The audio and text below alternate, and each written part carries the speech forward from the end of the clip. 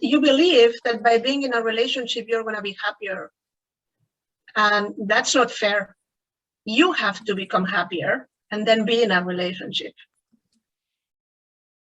All right, welcome to episode 76 of Enter the Mind podcast, the most real talk, no nonsense podcast on the empowering of the mind.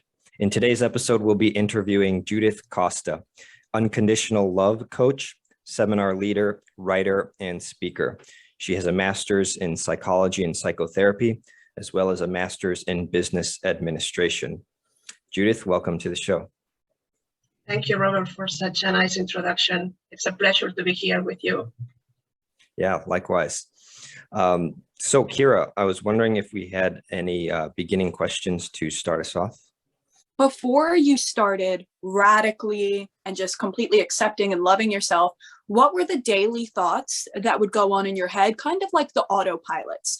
Thank you for the question. It's such an important one, and I will need time to answer this. I think that what happens when you don't love yourself is that, especially for people that are very analytical, and I tend to work with clients that are also this way, is that we overthink things. We try to control life, and we try to micromanage everything that is happening around us. For some people, is the need for perfection, or I was trying to please others and not to create conflict. Then you tend to go through life looking at your behavior and trying to adapt to everything that is happening, and you stop being yourself.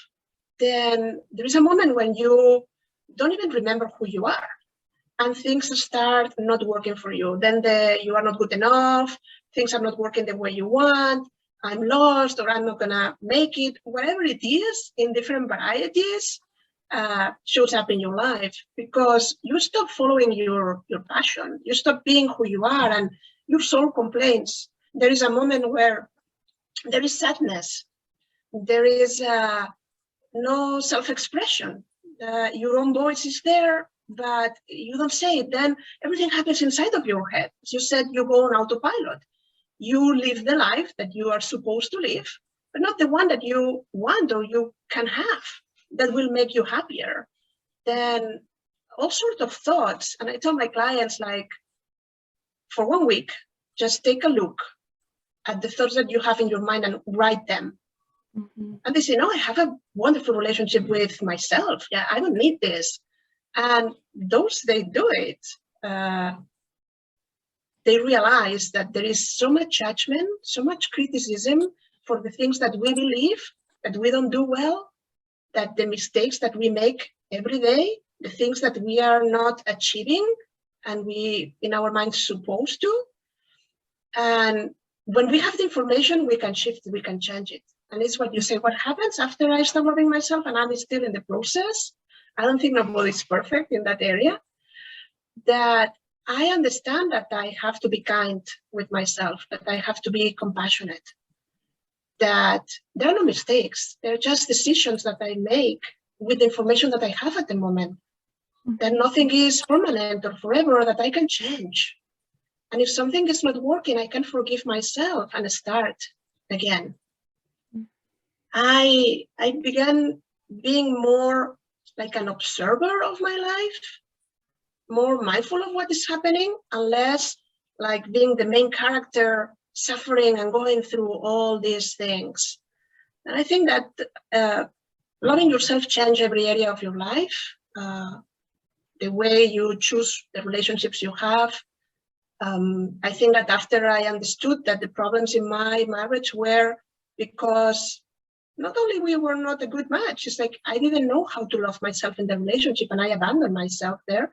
I started paying more attention to what I needed, to what was important for me, not only for the other person, what I can do to improve my life, but without judging it in the process, more step by step, and with more love.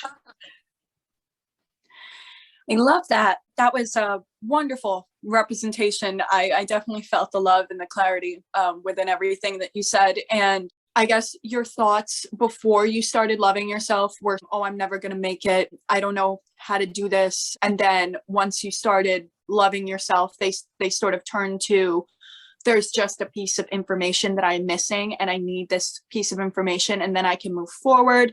I need to learn to love myself before I get into a relationship. Is this correct? This is just this is correct. I mean, there are many situations, no? But the difference will be, like giving you an example, that if you go to an interview and you believe that you didn't do a good job presenting yourself or selling yourself, whatever it is, in the past, I will analyze every word that I said, everything that happened there. I will feel bad because I missed an opportunity. I will be thinking about this during the whole day. Then when you start loving yourself, you can leave the room and say, maybe I didn't do my best. Maybe I wasn't like as expressive as I wanted and I prepared better than I really did. But it doesn't matter. You never know what they were looking for, and you will treat yourself more like you would treat a friend. And you will say, don't worry, it's going to be okay. No matter what happened, it's okay. It's just an interview. And you are not going to suffer through the rest of the day thinking that you did a bad interview. And you can let it go. You can say, okay, it's fine. It's not that it's not important. You understand. If you see that there is something to improve, you do it. But without all this pressure on top of yourself. I can resonate with that and I think that example is something a lot of people can relate to is, after an interview, after some sort of interaction, people will super analyze every little detail of things that they said. And I can see kind of two pieces there. On the one hand, there's this piece of the love or the being too critical, the harshness, right? But then there's another piece of, the fact that you used one word instead of a different word, it's kind of not that big of a deal, or it's not that consequential. So I'm wondering sort of to what extent is this also just not sweating the small stuff and just having a big picture and just kind of giving things the amount of importance that they actually deserve rather than inflating the amount of importance of little mistakes that you make. Yeah, it's a good point, Robert. And there are things in life that we pay a lot of attention and they don't deserve it. But the most important is just turn this into, the most important is you. Then you cannot go through life torturing yourself, because it's not going to work. It's not going to allow you to perform at your best. It's not going to make you happy. Then it's not that those things are not important. Again, they don't deserve a lot of attention. You kind of analyze, but in 30 seconds, you say, okay, this is what happened.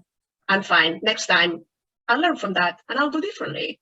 It's that if you put yourself as a priority in your life, everything you do has to be like devoted to this relationship that you want to have with yourself. Then you don't say to yourself things that you will never say to your best friend. You tell yourself words of comfort. And don't worry, next time it will be better. Maybe they select you anyway. Maybe it's just your idea that you didn't do it the best way possible. Then we have plenty of opportunities to criticize ourselves during the day. A meeting, a conversation with a loved one, things that are not happening, this weight that I'm not losing, this financial opportunity that didn't happen, whatever it is. Then instead of going through life with the pressure of I have to be better, I just go with the idea that I'm my best friend and I support myself when things are going wrong. When things are not working is when you need to love yourself no matter what. When everything is perfect, then yes, you can do it. Then it's about the importance of who you are and that happiness is a priority in your life. And self-love and happiness are very connected, because we talk about this inner joy, that it's permanent, not this state where you get something, you get happier and then it disappears. How do we love ourselves, but at the same time, constantly strive for improvement and asking ourselves, what can I do better? How can I improve this? How can I be a better person? But still sort of not fall into that trap of being too critical of ourselves. Yeah, the idea is that the more you love yourself, the more energy you have to become a better person. Then a lot of things transform on themselves automatically in the way you start behaving about yourself and about others, in the choices that you make, in the level of abundance, because love is the highest vibration possible. Then you are more open to receive, to possibilities, to see opportunities.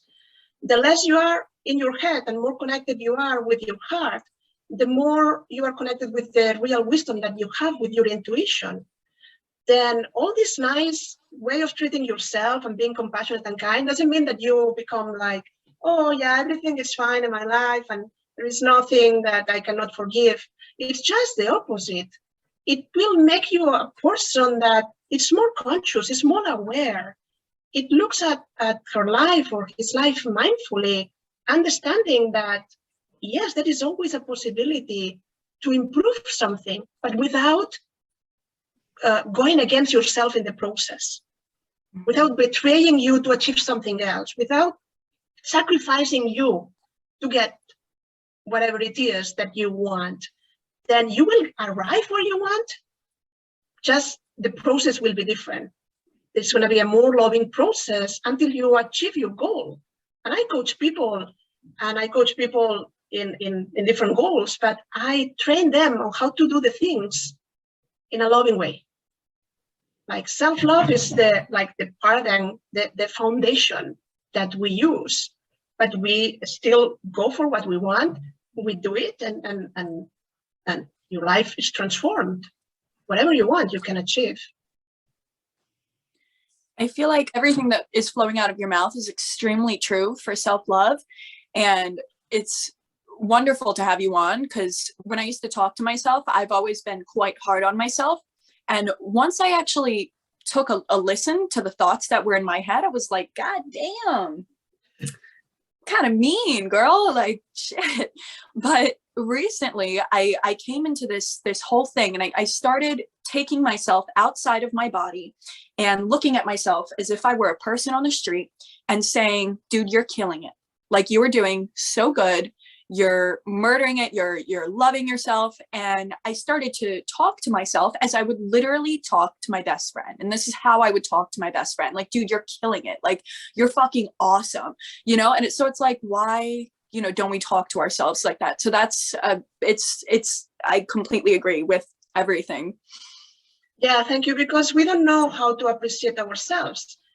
We have this idea of loving others, very developed.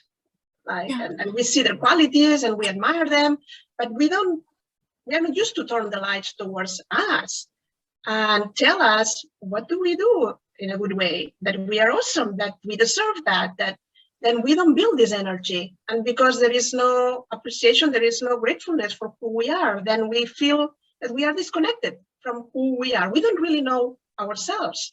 Then you cannot love something that you don't know. And unless we spend time alone, talking with ourselves, or journaling, or meditating, or going for a walk, or just sitting in the beach and listening to the waves, it's difficult to really listen to the inner voice, the one that is the true one, not the thoughts that we have constantly in our mind that distract us. If I heard you correctly early on, you said a statement along the lines of, when you stop being who you are, your soul starts to complain. Did I hear that correctly? Yeah. Yes. And I thought that was very, very profound and very true. As a coach, how can you tell when somebody's soul is complaining? Because we will see. I'm an expert on that. I did it many times. I abandoned myself in relationships. I kind of cancel myself, and you will start having problems. It can be emotional problems. I deal with depression. Other people deal with anxiety. It can be physical. You can have any sort of disease when you don't listen. In my case, it was problems with the thyroid. And I have hyperthyroidism for a long time. Then it was solved. And then I came back to the same situation again. And then I ended up having thyroid cancer. It was my weak point, and the neck it is. But when you are dealing with autoimmune disease and dealing with things in your life that you seem not to know how to resolve, when you feel stuck, when you are not able to move, when you don't have the energy to really create the life you want.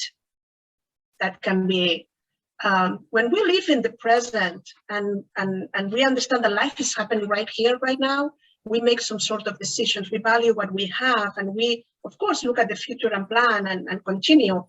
And we understand that the past is our story.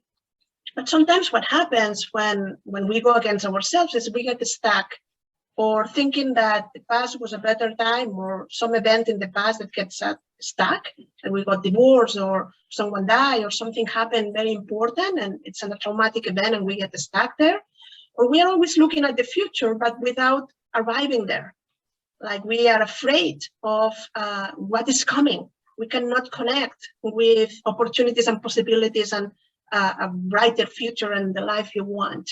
Then all of these are different signs that will make you see that the passion and the connection with life that the soul kind of tries to show to you, like this is the path, it's not happening. And you can deny it, but there is a moment that you will feel it. What is the main or the most consistent reason that your clients tell you that they don't love themselves? I'm gonna explain you a story because there is no one thing.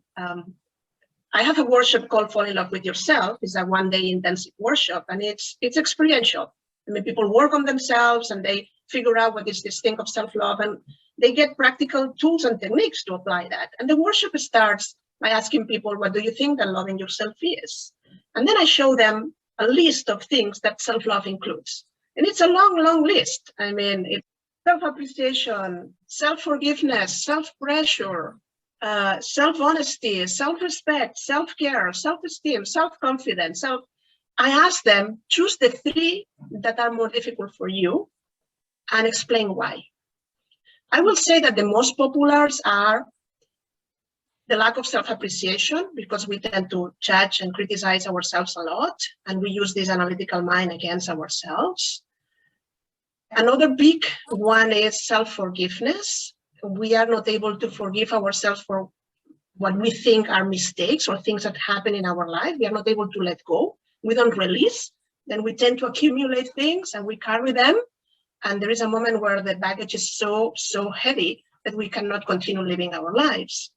The rest will be depending, like self-expression, not saying what you need, what you want, not finding your own voice is a big one. And a lot of people also feel not good enough. That translates into lack of confidence because they think that they have to have everything figured out in order to act, and they stop moving ahead in life. But self-confidence is more about the connection that you have, the feeling of being supported by life, and knowing that the universe has your back, not that you have everything under control. It's trusting yourself and trusting that there is guidance and help out there, that you feel guided. It's like when you are in this state of flow, that you are surrendering to life and life is showing you where to go. Then I will say that these are the most important things that we tend to work on. Setting up boundaries too. Yeah, a lot of people have difficulties. One of the most popular blogs that I wrote, I mean, it was a surprise for me, was learning to say no. What do you think is the most important thing for people to realize or understand when it comes to saying no? The problem is that it triggers a guilty feeling, because we think that we are rejecting others when we say no. And one of the things that I do to help people with this is, if you really want to love yourself, we say that it's being your best friend, being a priority in your life, not being the last one that you take care of. Then if you do that, you have to build the muscle and ask yourself, what is the best choice for me now? Then before you give an automatic answer to someone that is asking something from you, you have to fast and furious ask yourself this question: what is the best choice now in this moment? Because it will be wonderful to help someone, but maybe now you have an exam tomorrow, or you have an important presentation, or then you know that if you lose this time, then you are going to be ending the work that you have to do at 3 a.m, and tomorrow you will be tired and the things are not going to happen the way you want. Then in any other different moment, you will answer yes to this person. I can do it. I'll help you. I'm so grateful you asked.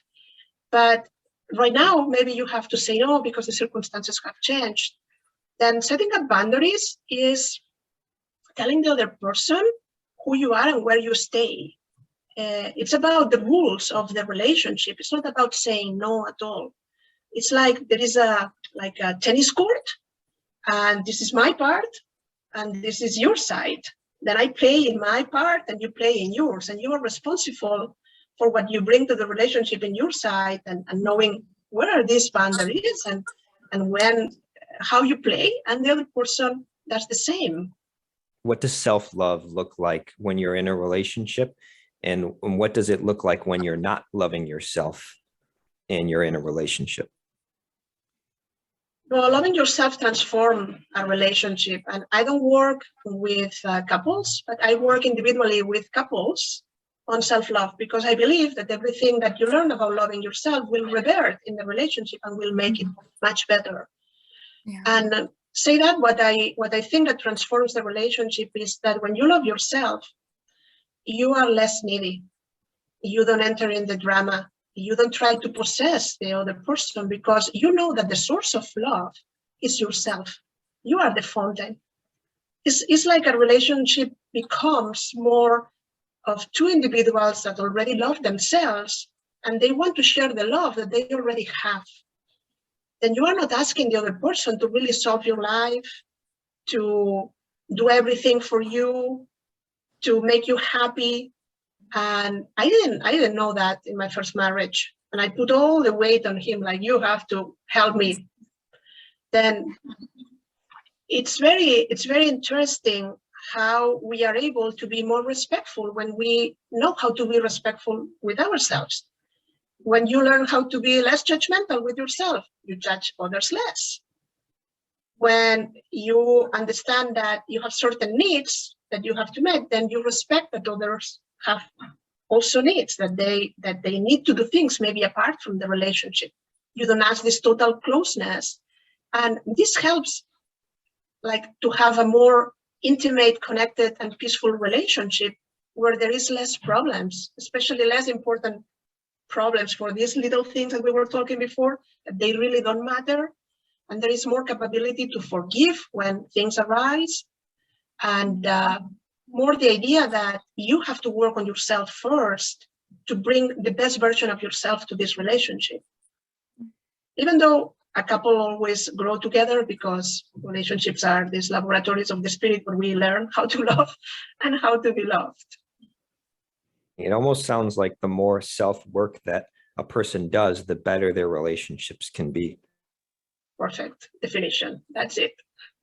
So I actually wanted to know, what was your initiator? Was it your time with your husband that told you, like, I really need to start loving myself?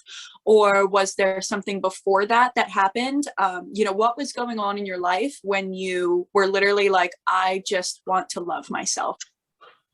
I don't think there was a moment. I think life put me in this spot. Many things happened. I mean, my parents got divorced when I was 4 years old.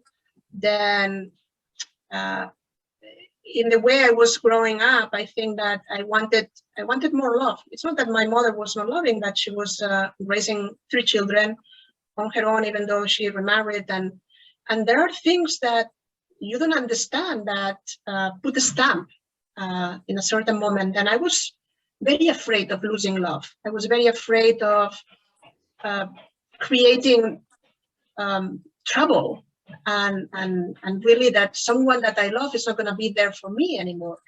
Then when you enter in a relationship, and I met my husband, my first husband, when I was 18, and we were 16 years together, it's very important to understand that this person fall in love with who you are, the authentic version of who you are.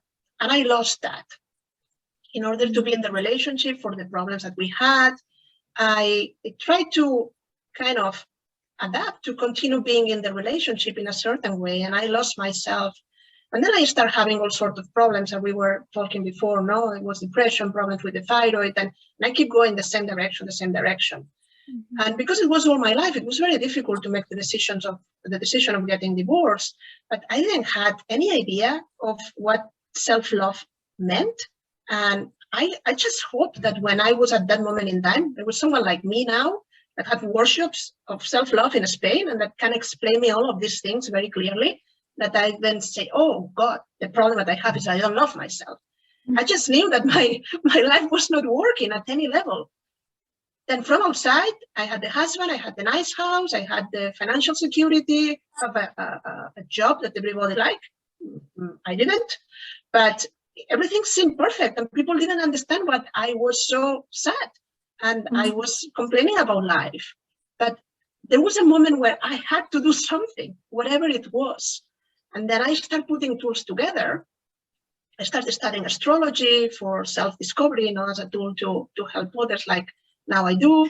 And then I did this master on psychology and psychotherapy, but never thinking that I will devote my life now to do this kind of work for others. If you tell me like 20 years ago, Judith, we will have this interview and you will be a coach living in the US and doing all these classes about self-love and the Akashic records and past life regression, I'll say, no, Robert, Kia, no, you're crazy. No, impossible. And here I am. Then there is a moment where, again, there are no mistakes, just things that you have to discover. Then I think that all of this happened because I needed to learn this, to be able to then be able to be with others and to understand what they are going through at a different level, to help them to have happier lives. Then it's not a moment, it's a continuous of things. And even though that I know everything and all the theory, again, I'm not perfect in terms of self-love. I have my ups and downs. And we all tend to want more and sometimes not to take care of ourselves just because we want to be there for others and we do more than we can or we don't take care of ourselves. And it's a constant reminder that you have to tell yourself, no, you matter, you are important. If you are not okay, you cannot really help others. You don't have the energy. I want to ask a clarifying question about this very topic. So earlier you mentioned when you were talking about your relationship with your husband at the time that you were putting too much weight on him, and I didn't know what exactly you meant by that. Yeah, that you believe that by being in a relationship, you're going to be happier. And that's not fair. You have to become happier and then be in a relationship. And right. It's not the matter it's not the responsibility of the other person to make you happy. It's your responsibility to take care of yourself and your life, to create the life you want. And then you have parallel lives, and then you help each other. One of the important things about soulmate connections is that they help each other to grow. They can be themselves in their relationship. And sometimes there are soulmates that have also problems that they carry, and they don't know how to do this for each other. But what is important is to know that here you are, here I am. We are two individuals that we have to take care of ourselves, and then let's put together our project. Let's do together this, and let's help each other, no?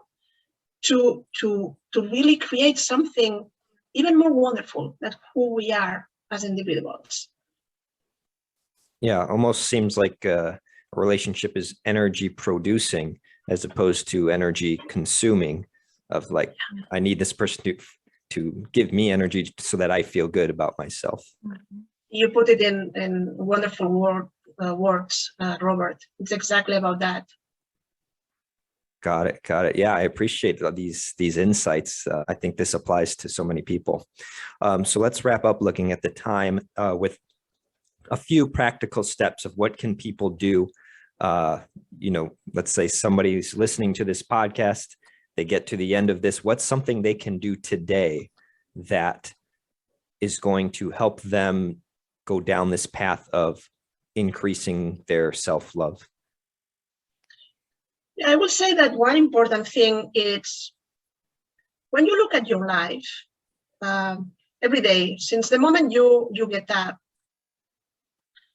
you're the main character, but look at yourself as you are in a movie theater and you are watching the movie of your life, and create this perspective where you can have a space to really look at yourself, your choices, what you are going through, be mindful of it, but without the pressure, the judgment, and the criticism. This will give you a little bit more like calmness and peace of mind to really analyze without judging, seeing yourself for who you are, but without adding an adjective of this is negative, or I'm not good enough, or I don't matter.